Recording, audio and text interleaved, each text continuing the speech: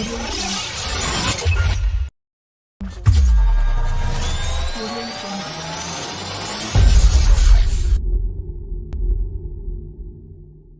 everyone. Welcome to another episode of TechTalk by Quadrant Knowledge Solutions. So, we are all aware that an organization's approach to data governance is influenced by a set of guidelines, procedures, and controls for managing data. Today, we are going to talk about designing an effective framework for the same. So, I have with me Umang. Welcome to the episode, Umang. Thank you, Sarna. So, to begin with, Umang, is data privacy a part of data governance? Well, Sarana, as you mentioned in your intro, data governance being a comprehensive set of guidelines which will help manage data across companies. How data privacy fits into this is that it takes care of the specifics like data storage, sharing, and how the data has been used. So I would say that data governance provides a framework, whereas in which data privacy exists. So, data privacy is a subset of data governance, like you mentioned. So, why do we need to have data governance? Well, there is a significant shift in consumer behavior towards online transactions. For example, banking, e-commerce, and digital payments. Now, what is this leading to is massive amount of data that has been shared, stored, processed online. There is a need for data governance to kind of ensure that there is compliance, the data is not misused. Also, I would just like to say that, for example, e-commerce. A consumer would actually spend a very important data, and that data needs to be managed well so that it doesn't get misused.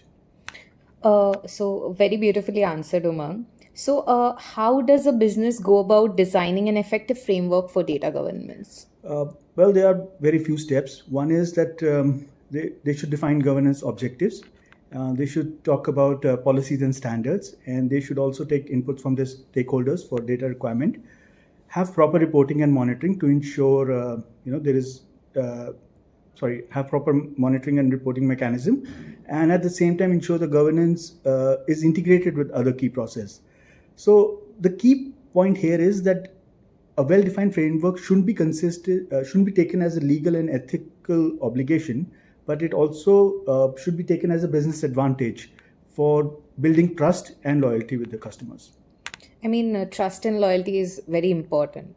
So, moving on, what would be the key parameters, to be considered while designing a data governance model according to you?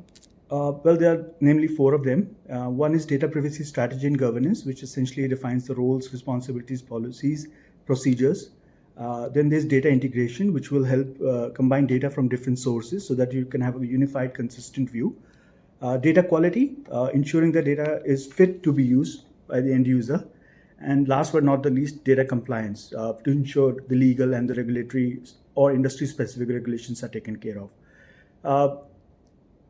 Given how much time that we spend on AI and online, there is a lot of sensitive data being shared. And as the AI, as people are utilizing AI, it's going to get more complex. So there is a need for data governance to overcome this challenge. So, Umang, you mentioned AI, and there's a lot of hubbub regarding AI as well. So, what role does AI play here exactly?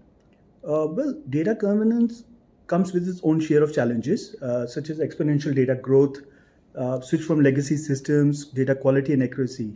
With AI assistance, data governance monitors and analyzes data usage, identifies patterns and trends that help organizations proactively address any governance gap.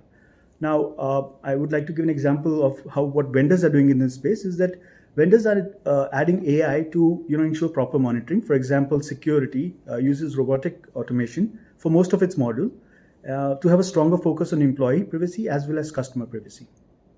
Okay. Umang, I think my last question to you would be, what are the foreseeable challenges that you see in this path?